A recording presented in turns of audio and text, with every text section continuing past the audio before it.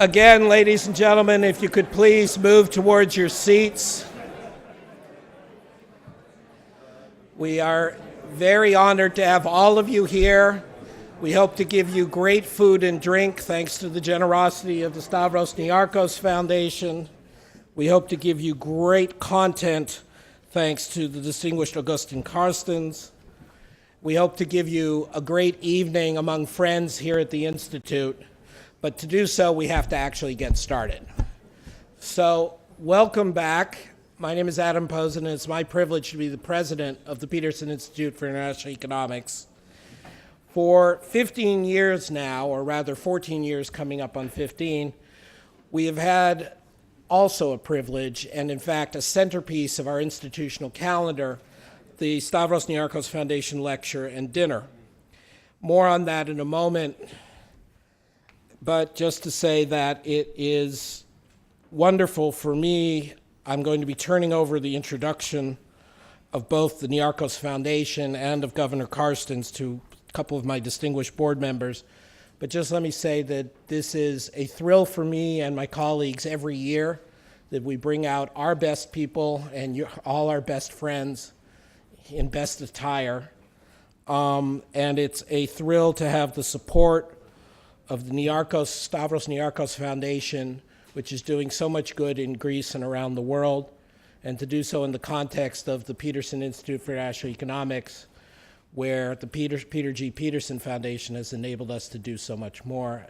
On that note, I would like to turn to a member of our board's executive committee, Mr. Michael A. Peterson, COO, I believe, of the Peterson Foundation, to start tonight.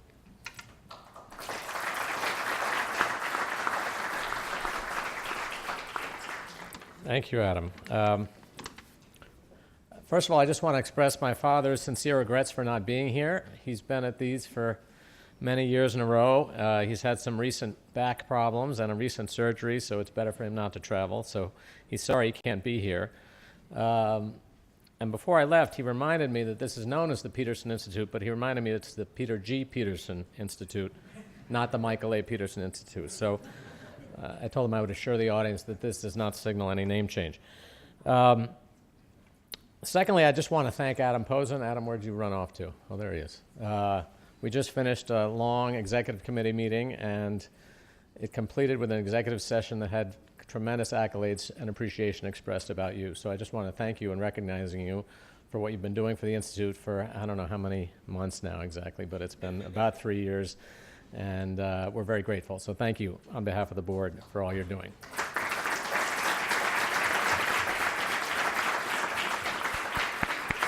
So it's my great pleasure and honor to welcome tonight Dr. Agustín Carstens, the Governor of the Bank of Mexico and the Chairman of the IMF's International Monetary and Financial Committee, to this evening's Stavros Niarchos Foundation Lecture.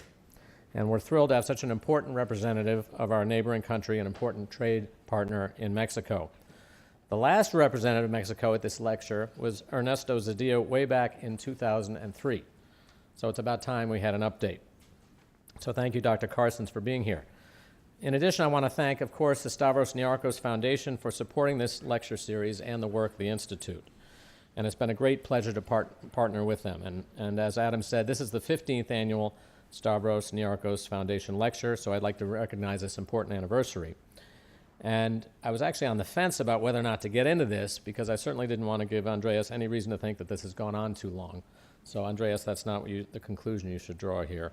Nor would I want him to do the math on calculating the sum total of his contributions, but we want to continue this, of course. So in a world filled with uncertainty and sustainability, we hope to have greater certainty and greater sustainability of this lecture. So thank you, Andreas Dokopoulos. So let me introduce him now and say that he is the director and co-president at the Stavros Niarchos Foundation. In addition to his generous financial support, he's also a very important member of our board and executive committee. So Andreas, are you here somewhere? Oh, there he is. Thank you again.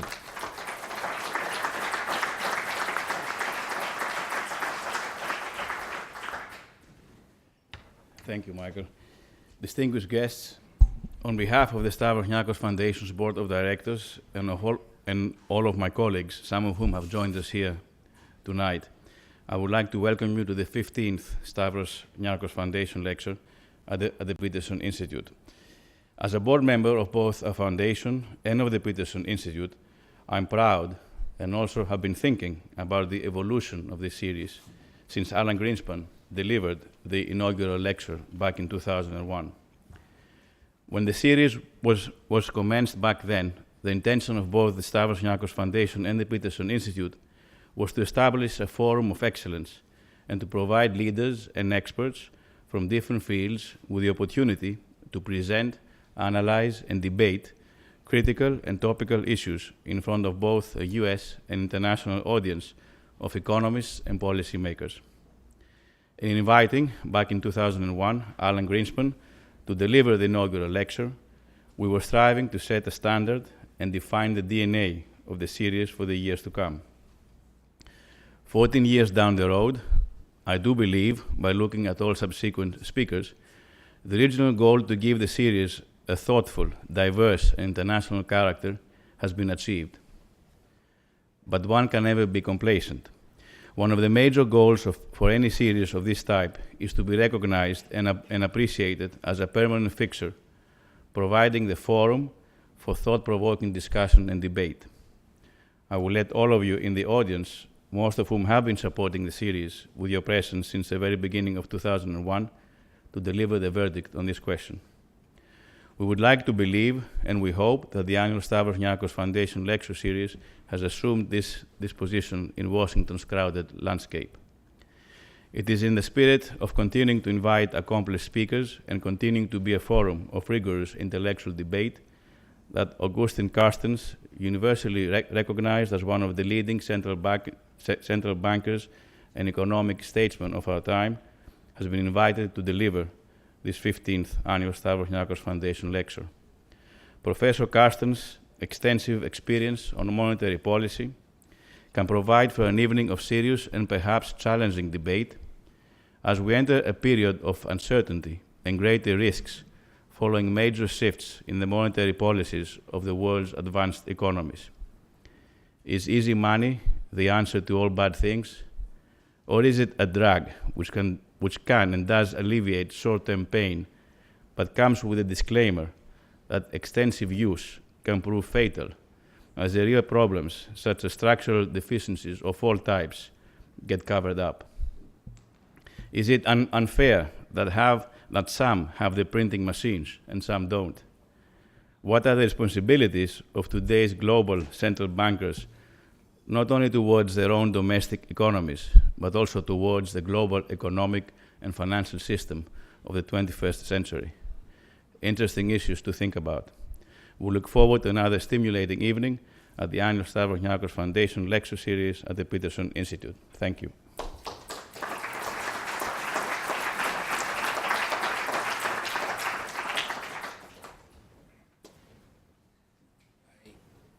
I'm grateful to Michael and the board and to Andreas and the Stavros Niarchos Foundation more than I can say. In my excitement of talking about how much this means to us, I did miss a step in underplaying how much I think this has meant to the level of public discourse and particularly international understanding in Washington. We've had a series of lecturers, not just central bankers, but groundbreaking trade leaders like Long Yong Tu and Mari Pangestu, and people who led their economies into the globalizing world in great fashion, as well as our very own Fred Bergston a couple years ago and Larry Summers. This is about recognizing but also encouraging, as Andreas said, and we hope we are living up to the spirit of the Foundation's grants in this way, the most substantive possible engagement with the best possible audience. But this also goes out in public forum, over the web, globally, and in that regard, we could not do better this year than to have the new chairman of the IMFC, the governor of the Bank of Mexico, Agustín Carstens. Thank you.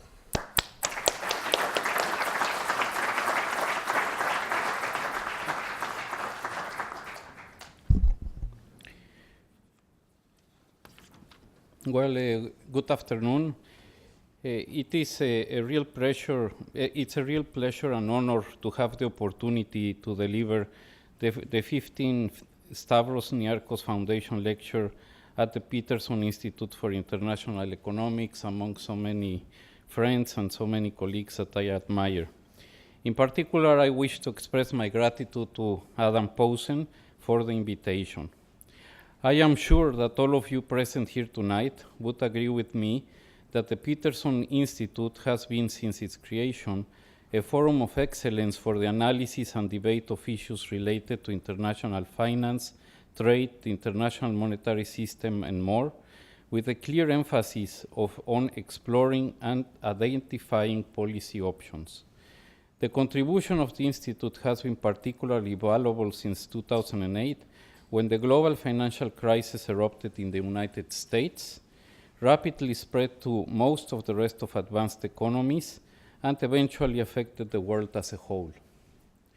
Even though the most critical aspects of the global financial crisis have been overcome, in particular the possibility of extreme tail risk events that would have been disastrous had they materialized, the process of recovery has been extremely slow, and it is still vulnerable to setbacks. World economic growth continues to be sluggish, and a huge deficit in employment creation persists. Nevertheless, the quest for financial stability has shown more promising results, underpinned by a comprehensive financial sector reform steered by the Financial Stability Board. But the aspect that worries me the most about the process of recovery of the world economy is the fact that it still depends heavily on the monetary policy stances in main advanced economies that are not sustainable over the medium and long term. Let me explain. Relatively soon after the beginning of the crisis, it became clear that the feasibility in most advanced economies of stimulating growth through fiscal policy came to an end, as debt to GDP ratios grew very fast. Thus, the only stabilization policy instrument left was monetary policy, and therefore, the main advanced economy central banks have adopted, at different times, speeds, and with varied modalities, unprecedented expansionary monetary policies. The Federal Reserve System led the way, followed by the Bank of England, the Bank of Japan, and the European Central Bank, the latter two motivated by the growing risk of deflation. These policies have engineered sharp declines in interest rates across the yield curve, to the point that the zero lower bound in the policy reference rates became binding in all the above-mentioned cases. In addition, forward guidance for the policy rates and quantitative easing have been adopted. As a result, the balance sheets of advanced economy central banks have increased sharply. The overall objective of these unconventional monetary policies in the advanced economies has been to stimulate growth and employment while inducing the convergence of inflation to each country's objective. Inflation in most advanced economies has fallen below their objective, mostly as a result of widespread unemployment, large output gaps, reduction in commodity prices, in particular of oil, and more recently in the United States, due to a sharp effective appreciation in the US dollar. I believe that given the magnitude of the global financial crisis and the policy options available, the unconventional monetary policies have been essential, and they have worked well so far. Economic recovery in the United States and in the United Kingdom, and to a lesser extent in Japan, have taken hold, and recent figures in the Eurozone have been promising. Inflation expectations and core inflation have been moving towards the respective central banks' objectives. Nonetheless, my perception is that it is too early to declare victory. To begin with, we still have to see if the unwinding of those policies can proceed in an orderly fashion once their immediate objectives are met. Once we reach that state of affairs, the unwinding of unconventional monetary policies will be unavoidable, given that otherwise they would fit into inflation and induce higher than warranted interest rates and financial instability. This is the reason why I consider that unconventional monetary policies are not sustainable over the medium and long term. To assess the risks associated with the unwinding of these policies, we have to identify the unintended consequences that they have caused. The transmission of extraordinary monetary stimulus to higher economic growth was meant to work primarily by enticing more risk-taking by economic agents. In the case of consumers, and in particular as a response to quantitative easing, lower interest rates and wealth effects would stimulate their expenditure. Another important channel that would operate was that lower interest rates, term spreads, and credit spreads that would result from quantitative easing would stimulate real risk-taking by firms. That is, quantitative easing would induce higher corporate investment. But investment has only partially recovered from the sharp fall in the recession of 2009. The median decline from a group of advanced economies and emerging market economies has been around 2.5 percentage points of GDP.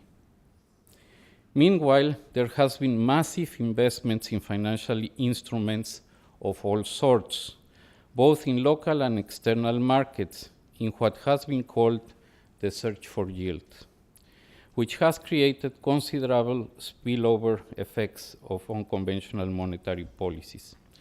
The crux of the matter is that it seems that financial risk-taking has been by far more responsive to unconventional monetary policies than real risk-taking.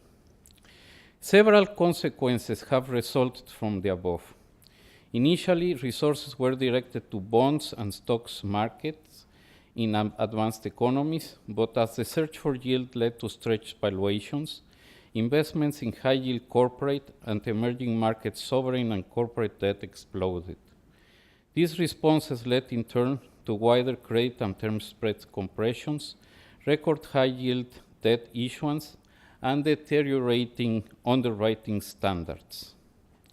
Most of these investments have been intermediated by non-bank financial institutions, such as asset management companies, hedge funds, and pensions and insurance companies. A novel feature of this episode of capital inflows to emerging markets has been the fact that a large portion of them have taken place as purchases of government bonds denominated in the domestic currency by non-resident investors. This is an important feature since it eliminates the original sin syndrome that haunted emerging markets for several decades. Massive capital inflows into emerging markets persisted for a while, fueled primarily by carry trades explained by ex-ante uncovered interest rates arbitrage opportunities. The flows promoted by the excess global liquidity created a sense of exuberance, which in turn generated mispricing in some assets in many emerging markets, meaningful real exchange rate appreciations, and opened the door for potential sudden capital flow reversals. These factors caused concerns among many countries, in particular about the potential of capital flows to A, induce a sharp decline in exports given the resulting real exchange rate appreciation, B, produce asset bubbles created by rapid credit expansion, which in turn could result in financial instability, and C, eventually observing capital outflows, which also could be a source of financial instability. Most emerging markets resorted to at least one of the following defensive policy measures. One, the accumulation of international reserves, and/or the adoption of macroprudential policies. The accumulation of international reserves by emerging markets is a phenomenon interesting to analyze in detail. Almost 2 years ago, as he delivered the 12th Stavros Niarchos Foundation lecture, Fred Bergsten said that the transmission of all monetary policy occurs to some extent through the exchange markets. He is absolutely right.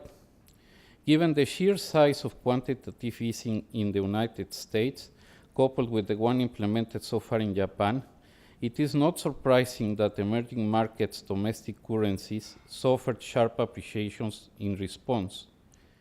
This is the main reason that some analysts and policymakers have labeled QE as competitive easing. In a way, the aggressive accumulation of international reserves by emerging markets all the way to late 2013 is at least partially the other side of the coin to competitive easing.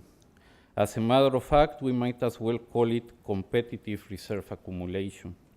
In most of the cases, I would agree with this practice, given the blunt distorting effects that QE had on emerging markets. The size of capital flows to this subset of countries was much larger per unit of time than the capacity of such countries to absorb them without suffering substantial distortions. Therefore, for most emerging markets, it has been appropriate to throw some gravel under the wheels via international reserve accumulation to mitigate some of the negative externalities that could take place as a result of the sharp real exchange rate appreciation. Even the contained appreciation has had real effects, starting with the deterioration of the trade balance and going all the way to substantially handicapping some sectors in a variety of countries, such as the manufacturing sectors in Brazil. We have other examples also in this regard.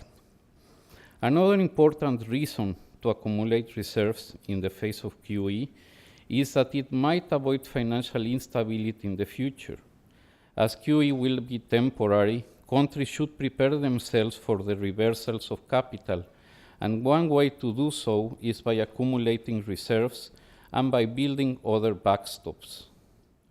In addition, rapid capital inflows could be used in the recipient economy in such a way that asset price bubbles of rich valuations could result. This is of particular concern if such flows are intermediated by the local banking system and they lead to a real estate bubble, which, as we know, usually are the source of major crises. The avoidance of this scenario through reserve accumulation has been an effective prudential instrument. Of course, in some cases, macroprudential measures applied through the banking system, like loan-to-value or income-to-debt limits, and the imposition of high reserve requirements, could deliver the same results, and several emerging markets have followed this path.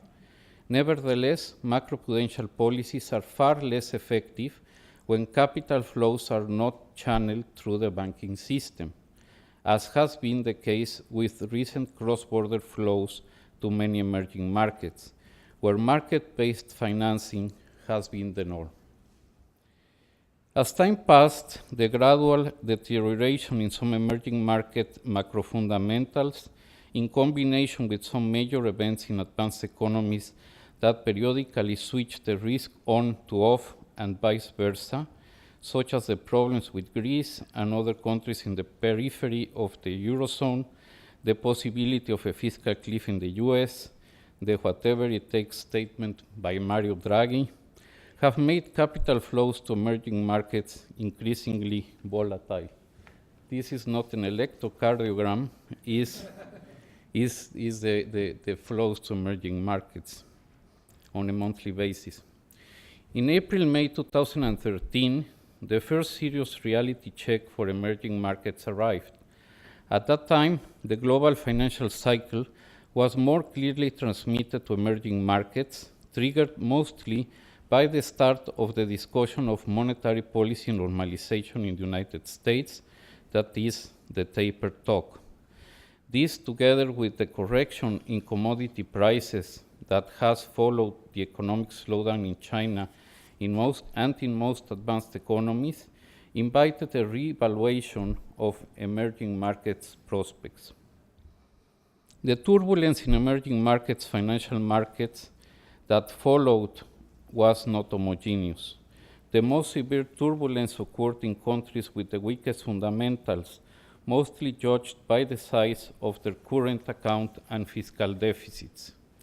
In these cases, sharp depreciations in local currencies took place, together with disproportionate increases in interest rates and plummeting stock markets. National authorities reacted by intervening in the foreign exchange markets, facilitating the reduction of duration in investors' portfolios, and more importantly, by tightening fiscal and monetary policies.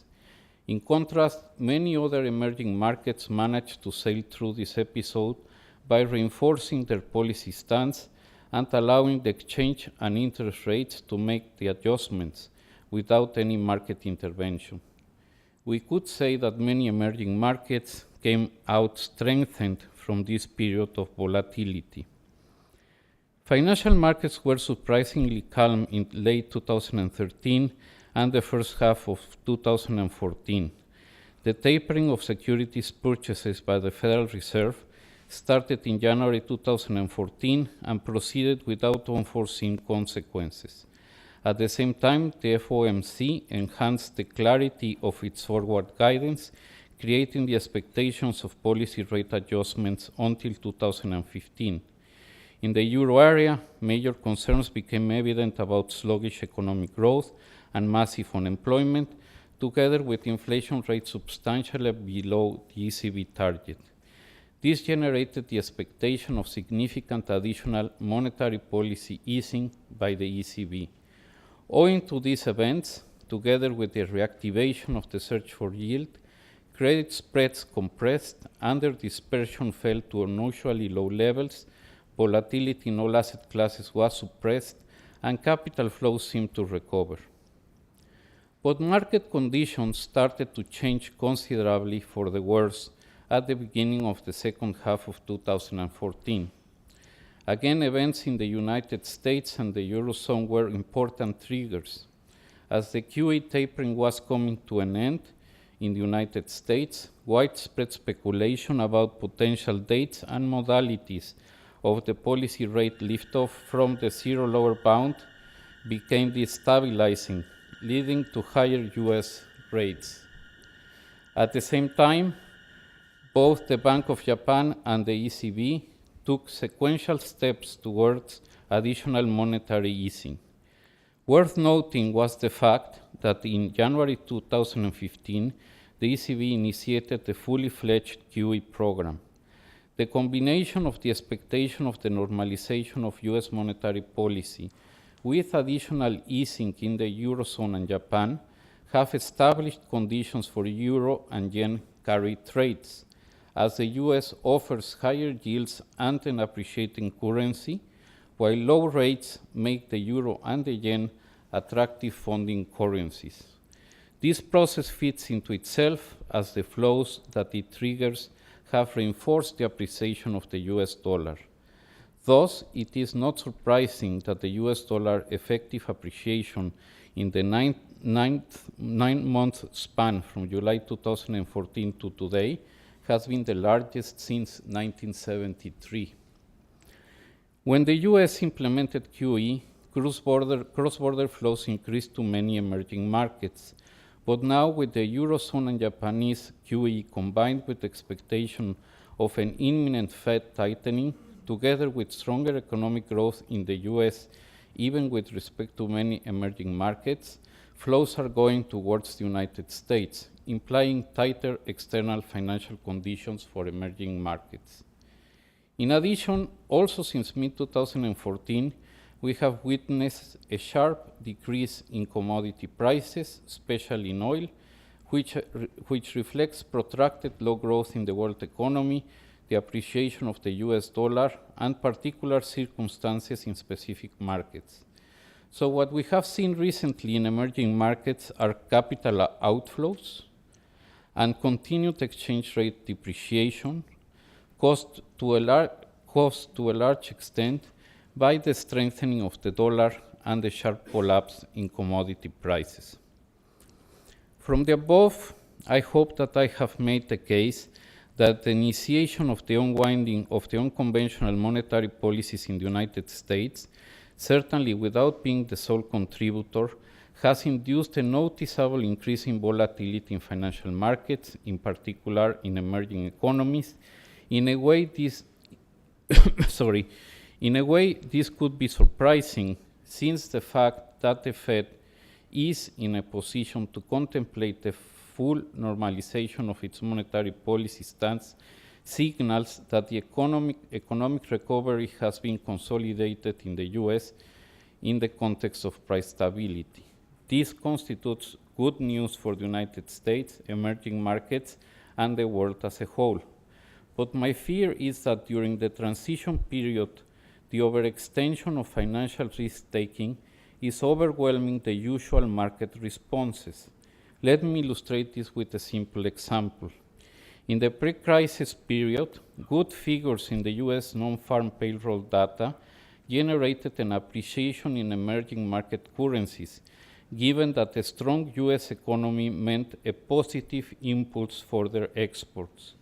In the post-crisis period, and more markedly in recent times, a positive surprise in US payroll data generates depreciations in emerging market currencies, given that such surprises makes market participants anticipate an earlier liftoff in the US policy reference rate. In light of the complex external environment described above, central banks in emerging markets are currently facing significant challenges with respect to the conduct of monetary policy. On the one hand, regarding domestic conditions, economic activity has lost momentum and growth prospects have been revised downward. Furthermore, low energy prices have put also downward pressure on inflation.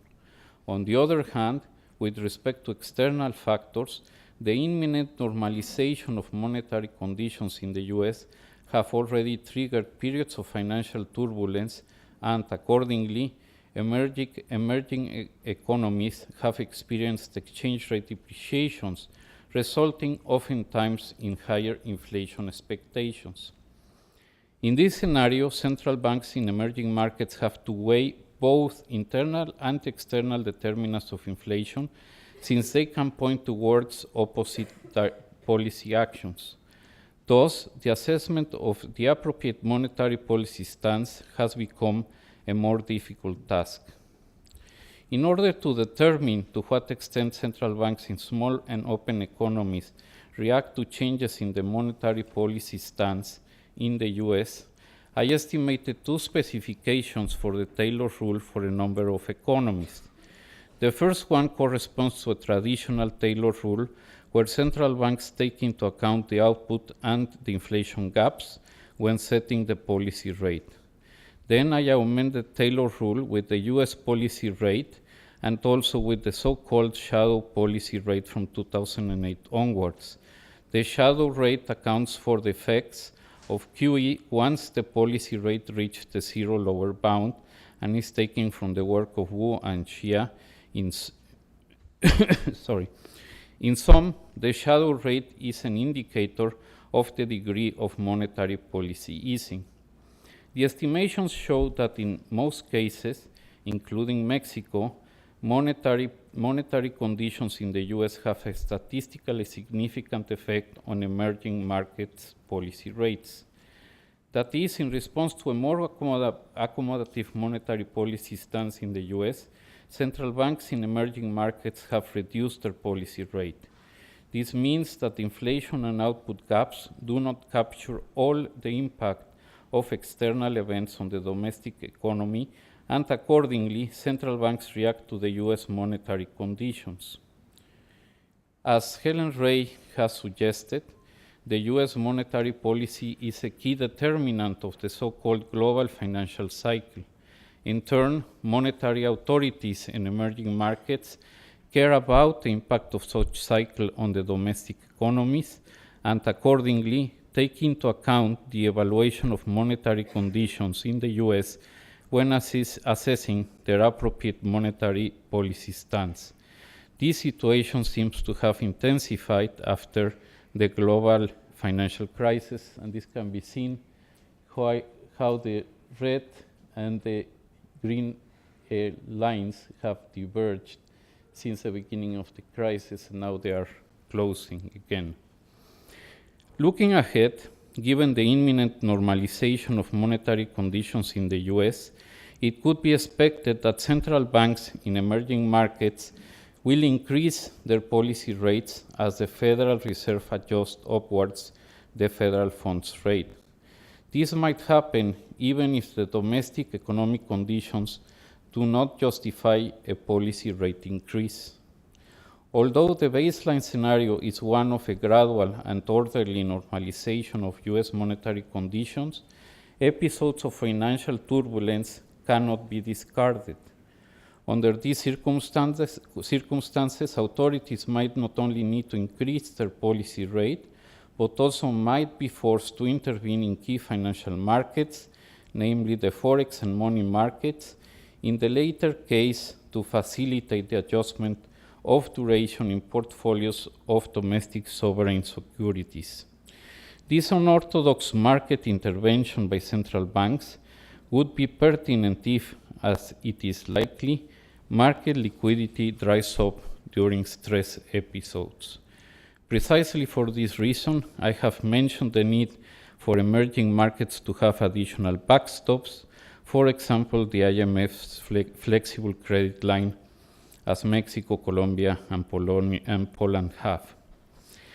The fact that emerging markets would have to adjust their monetary policy rates due to external conditions, overwhelming domestic ones, makes it obvious that they cannot depend solely on monetary policy to achieve the ultimate policy goal, which is to reach faster and sustainable growth and simultaneously consolidate financial stability. In this sense, macro-relevant structural reforms, together with strong fundamentals, becomes of the essence. This is the path that Mexico has followed. Let me conclude with a brief commentary on the international monetary system. It is fair to say that the international monetary system is in transition and much remains to be done to make it more stable and adapt it to the challenges of the 21st century. The global economy is becoming more multipolar and interconnected, underpinned by rapid structural growth in large emerging markets. Dynamic emerging economies generally exhibit lower levels of financial development and global integration than their advanced peers, suggesting scope for catch-up. This transition raises challenges and provides opportunities, and how it will take place has important implications for financial stability and growth, and for the architecture of the international monetary system and its efficacy. Despite some reforms after the global financial crisis, question marks remain about the resilience of the system. Incremental steps have been taken to strengthen policy collaboration, monitor and manage capital flows, and broaden the financial safety net. However, more fundamental international monetary systems reforms to address sources of instability have remained on a back burner. A key concern, which is the main topic I have developed in my presentation, has been that monetary policy decisions by advanced economies can create large spillovers, especially for emerging markets, so some form of coordination is urgently needed. So the international community has today an opportunity to facilitate and shape a virtuous further integration of major emerging markets into the global economy, while in the process addressing some long-standing weaknesses of the system. This can be achieved by, first, providing incentives and support for emerging markets to join existing governance structures, including by adapting those structures to their needs and ensuring fair representation, which would help prevent fragmentation and duplication and promote deeper, more substantive global policy dialogue.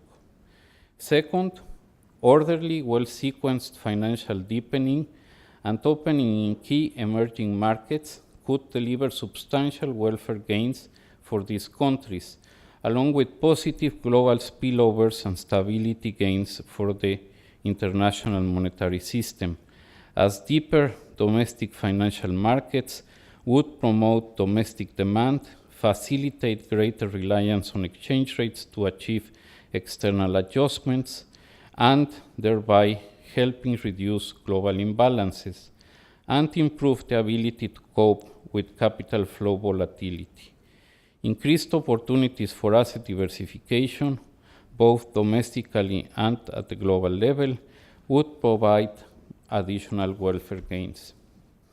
Third and finally, further broad steps are needed to strengthen and close gaps in the global financial safety net and avoid the need for costly and distortionary reserve accumulation. Certainly, this implies reaching the point of full implementation of the 2010 governance reforms at the IMF, which would increase its lending capacity based on quotas and enhance the voice and representation of emerging markets. This would enrich the IMF's credibility, efficiency, and legitimacy, placing the institution in a stronger position to improve the functioning of the international monetary system. Thank you very much.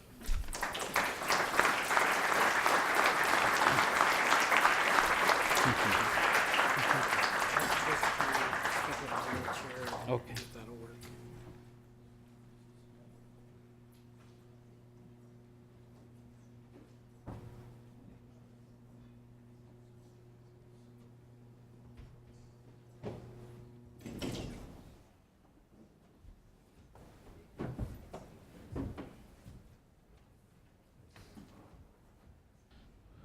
Thank you, Governor Carstens, dear Augustin. That was terrific.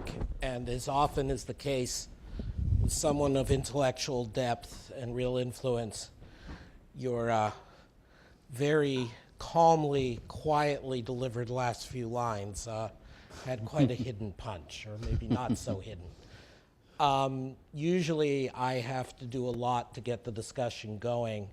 I'm only going to ask one question before turning it over to our distinguished audience. Mexico in particular is integrated with the US in a way that few other countries are integrated with the major central banks. Few other emerging markets are integrated with the major central banks. How do you view this having affected the Mexican experience? Does this suggest that Mexico benefited from the NAFTA and further deepening that occurred as a result, the industrial integration?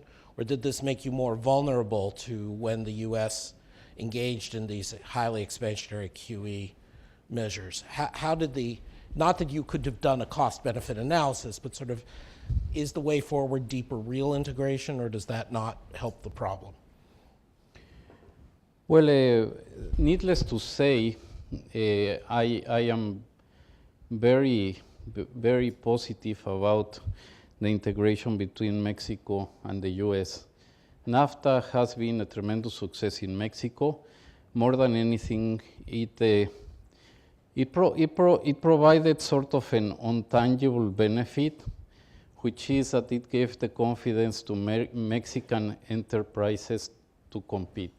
They are not afraid any longer to compete. Now they compete with China, they compete with Southeastern Asian economies. I think that it also facilitated for us to embrace globalization and in a way also a much better governance.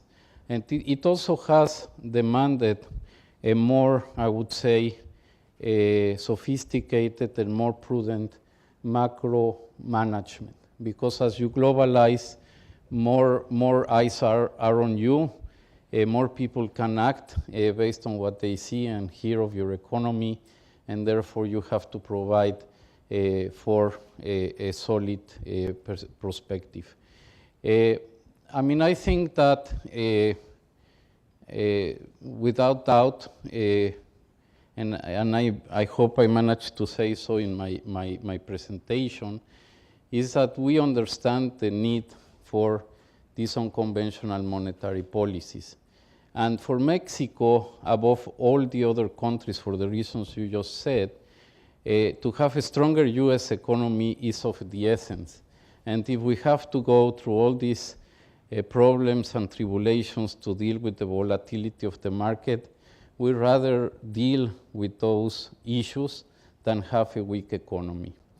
What in a way I say is paradoxical is that as we near the lift off from the zero lower bound, which is the next step in the normalization, people and markets have not been reflected more the fact that this is because the US is stronger and because financial stability is nearer, and that also should help more emerging markets.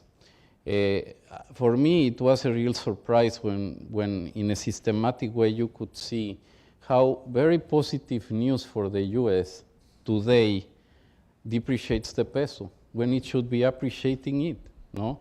And that is the conundrum that we face where financial risk-taking has overwhelmed real risk-taking.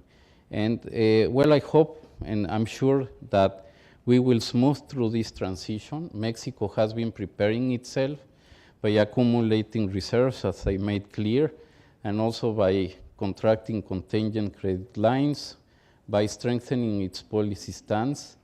And I hope that this will also serve for further integration. I mean, there are still important chapters left. Labor mobility, I think it's an important issue.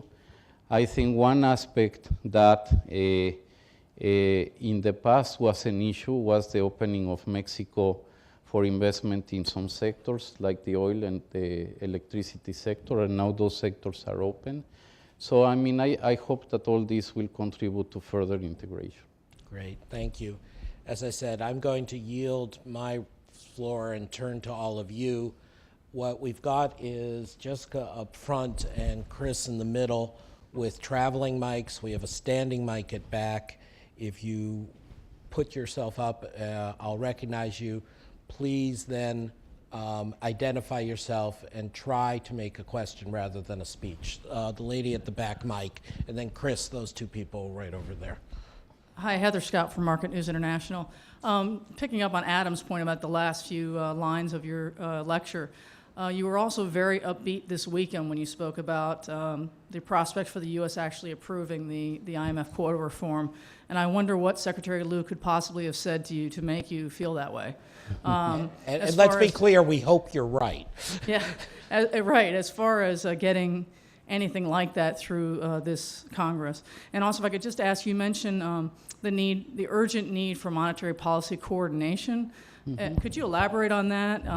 What would you like the Fed to do more beyond what it's communicating now?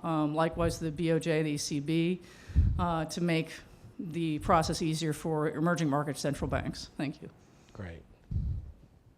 We're going to, at least initially, ask you to respond to the questions as they come. Sure. So should... Yeah, please. I'm just motioning. Okay, sorry. No, I mean, Secretary Lew was very forthcoming.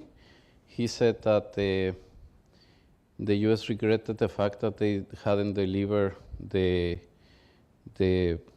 legislative action necessary for moving forward with the 2010 governance reforms, but that he was convinced that that was the first best for the U.S. and for the world economy.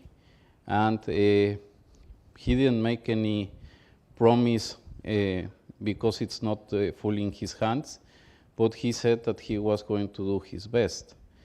The only thing we can do is to support Secretary Lew's position, because the interim options that were discussed are partial and are second best. Therefore, we're cheering for Secretary Lew, no? I mean, I think that that's basically what we have to say, what I have to say. I mean, other than echoing what most of my colleagues or all of my colleagues at the IMFC said, which is that we were deeply disappointed that after 5 years, the U.S. has not been willing to deliver. And also, I mentioned it in my speech, if this continues, fragmentation will happen, and who knows in which way, but other routes of collaborating internationally will be forged, and it would be suboptimal for this to be done without the participation of the U.S. In terms of coordination, I mean, it's I always, when I talk to coordination, I remember in a paper written by Anna Schwartz that she said that policy coordination is a fair weather phenomena, which means only when things are okay, everybody is willing to coordinate. And of course, we need to defeat that opinion of Anna Schwartz. What I see in practical terms, I think it's difficult to achieve. But what we are seeing right now is U.S. and advanced economies expanding monetary policy, and one of the transmission channels is the exchange rate. And then you have emerging markets resisting that impact by accumulating very expensively international reserves. So you have one set of countries pushing this way, the other pushing this way, and in between creating distortions and creating costs. So I think that there is space for a coordinated approach. There are welfare gains to be exploited. Now, politics and day-to-day management and sovereignty makes the discussion very difficult, but at least we should recognize there are gains to be reaped if more collaboration can take place. Terrific. Dick? Richard Cooper, Harvard University. I would have thought that a logical conclusion to the dilemmas that you posed, the greater volatility of capital movements into emerging markets and the greater amount of financial risk-taking as opposed to real risk-taking that takes place, would be heavier management of capital movements by the recipient countries. And I wonder if you could comment on your perspective on that. And you may want to comment, on the one hand, wearing your Mexican hat, and on the other hand, wearing your hat as chairman of the Monetary and Financial Committee, because I can imagine that the answer actually varies from country to country. Yes, you're right. First of all, at least from Mexico and from being sort of in the dollar-centric area, right now we're more concerned about capital not leaving the country than capital inflows. And I think that the problem with capital controls is first, they're extremely difficult to manage, especially in an integrated economy like Mexico and the US. No? You have to go through taxing, you have to impose very rigid controls in different type of flows. It goes against globalization, and it also affects the reputation of the country. I have here there are several investors in Mexico, and actually they are representatives of multinational companies. And I can tell you that whenever a company or an investment firm or even a central bank invests in a country, the first thing they look into is where the exit door is. And if the exit door is not clear and it's not widely open, I think that this stimulates investment. And this has long-term effects, no? The other is that I would say, and here Jose Gregorio and his colleagues in Chile have done a lot of work on this. The evidence on capital controls is not positive. There is no strong evidence that they can have a lasting effect in the way of isolating some economies from the capital inflows. Mexico experimented with capital controls in the 80s, and it was a disaster. Now, some economies might be forced to use them, like, for example, Argentina or Cyprus or countries like that. But other than that, I would say that for stabilization policies under normal circumstances, it's better to use the accumulation of reserves or macro-pru policies. I don't believe much in capital controls, as you can see. Krishna here, and then Marina, and then the lady at the back, Mike. Thank you very much. Krishna Guha, Evercore Partners. And Governor, you framed the basic problem in terms of QE leading to excessive financial risk-taking relative to real economy risk-taking. I wondered if you had any particular personal perspective as to why that was the case, and whether there was any combination of things that could have been done differently by the advanced economies, or indeed could still be done differently going forward, that would have resulted in a larger real economy risk-taking impulse relative to the financial risk-taking impulse. Well, I mean, that's the crux of the issue. I mean, at the end of the day, investment is a result of credibility. Is actually a result of confidence that comes from credibility in the policy framework to have a good perspective in a country. Of course, in a crisis scenario, that's very difficult to get, but probably more efforts needed to be done to induce and provide incentives for corporate investment to increase. I mean, what we see in the balance sheets of firms, at least those that report, is that they have a lot of liquidity. No, and for me, it's a real. I mean, I can guess why they haven't invested, and I don't have more to say than it's a matter that still they don't have enough confidence in the economic recovery program and so on and so forth. But probably other types of incentives could be given for firms to invest. No, I mean, in the case of Mexico, I think we are giving firms a huge investments to invest. Why? Because we have done the structural reforms. And as a matter of fact, I think now you see in Europe, you see in Japan, you see in many other countries, there is a lot of talk about structural reforms.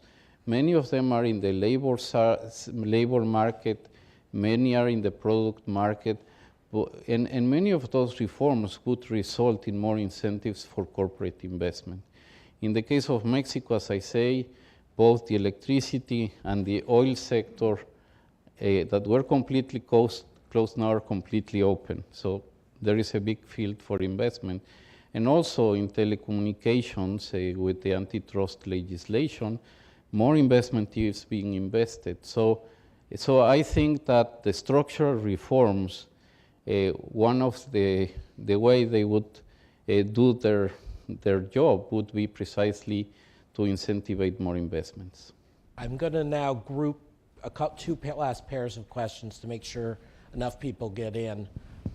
So I had already recognized Marina and then the lady at the back. We'll take those two questions, and then I'll do Morris and Peter. But so poor Carstens is going to have to write the questions down. Sure, no problem. Governor, presumably the reason that quantitative easing is called unconventional monetary policy is because in past recessions, the resort was to conventional monetary policy. In your estimation, if in the recession of 2009, both the United States and the EU had not hit the zero lower bound and therefore had been able to use only conventional monetary policy rather than the QE, Do you think the impact would on emerging markets would have been significantly different from what actually happened? Really good question. And then the lady at the back mic, sorry. Sure. guess Hi, can't see. this is Anna Yukonanov with Reuters. Just going further on the topic of giving emerging markets a greater voice in the financial global monetary system, I was wondering what your thoughts are for the next managing director of the IMF. That debate is already starting, and there's a lot of emerging market candidates being floated, including your name has come up for that. Was wondering what your thoughts are on that and whether you think that process should be open to non-European. Thank you. You're welcome to answer that with a very brief answer if you choose. Okay, the first question, I mean, what I think is that what was lacking in the response of advanced economies is a more balanced approach towards the crisis. Of course, with the benefit of hindsight, you can say many things. But my sense is that probably monetary policy was left alone and many structural reforms didn't come in at the appropriate time. I mean, I would not be too critical because I know for a fact that when there is a financial crisis, to deal with the circumstances is extremely difficult. But my sense is that a more balanced package would have probably done a better result, and we would not be in a situation where today there is the feeling that we have over-relied on monetary policy. No? So that's my answer. And I say very clearly, I mean, at least talking as a Mexican, what we want is a strong U.S. economy, and if that takes to use what the Fed has been doing, and we will live with it, and we will sail through it. That will be our job. Now, on the second question, very briefly, I say yes, it's time for opening up for the best possible candidate. It should not necessarily be from emerging market. It should be the best possible person to lead the institution. I mean, I think Madame Lagarde has done a very, very good job. In a line, I would say, advanced economies, Europe should dare to compete to get the job in the IMF, and the US should dare to compete to get the job in the World Bank. They have very talented people. They very likely could win, but they should dare to compete. That's the bottom line. That's a great line. So I have Morris back here. Chris, if you could bring a mic, raise your hand, Morris. And then Peter here, and those will have to be the last questions on the record. All right, Fabrizio, if he can be quick. Governor, I thought you made a very eloquent case for the spillover effects of advanced country monetary policies on emerging markets. What I'm less clear about, even given the hints in the latter part of your speech, is what you really want to do about it. So suppose, for example, you had the governance and quota reform. So now you'd have a little more voice that as emerging markets as a whole in the fund, and you'd have a little bigger quota, and if somebody got in trouble, they could get a little bigger loan. Doesn't strike me that that's going to have a whole lot of influence on this particular problem. Do you want a free pass on what the defensive policy measures that emerging markets take against this? Right now, nobody's being put in the dock for their capital control policies or their exchange market policies. Do you want a little more notice of when the Fed is going to make the change? Maybe if you know Janet Yellen very well, she'll whisper in your ear a week or two in advance, and you can plan a little better, but you probably got Fed watchers as good as anybody else. Do you want them to normalize slower? That might not necessarily be good. Do you want joint intervention by the advanced countries and the emerging economies to slow the exchange rate appreciation? Well, that could be more substantial, but I'm not sure which of those you really want. We've both been in a lot of meetings. They often don't do so much. So Yeah. Okay. Do you want to respond to that directly, and then we'll go back to the questions? Okay. No, I don't want a free pass at all. But at least two things I think is worth working on, and that would improve, I would say, our management of the situation. Again, in the lack of coordination and the way the system works, spillovers will be unavoidable. I think that we need to understand far better how asset managers behave and how those resources are being channeled to emerging markets. But I think those spillovers are not affecting only emerging markets, but I think they also could generate some instability in the advanced economies. What we have seen, I mean, and this has, the GFSR has a chapter on this, and the Financial Stability Board has worked a lot on this, is precisely all the distortions I mentioned. I mean, there are very, very rich valuations. There are some poor underwriting standards. Many of the financial products that are being offered to the retail investor, they offer immediate liquidity, they offer redemption rights, and many of these vehicles are investing in instruments that today are liquid, but they can be extremely liquid under stress scenarios. And my fear is that when push comes to shove, if, again, as I mentioned, I mean, I think the Fed has been bending backwards to communicate as clear as possible, but that even with that, we cannot rule out a surprise. And my fear is that the way all those flows have been intermediated, there is the possibility of having a far more procyclical response. There is, I would say, the illusion of liquidity in many products. And I think this is an issue that the international financial community has to take care. And yes, higher quotas and a stronger IMF would be important, because in the unwinding process of all these unconventional monetary policies, I think the need for liquidity in some countries will be needed. And that's why Mexico has been contracting and paying its dues on the flexible credit line. We want to be prepared. Terrific. Peter? My question actually was exactly on this last topic, which is the second fear that you had about asset bubbles. You seem to present as being one that the developing world was more vulnerable to.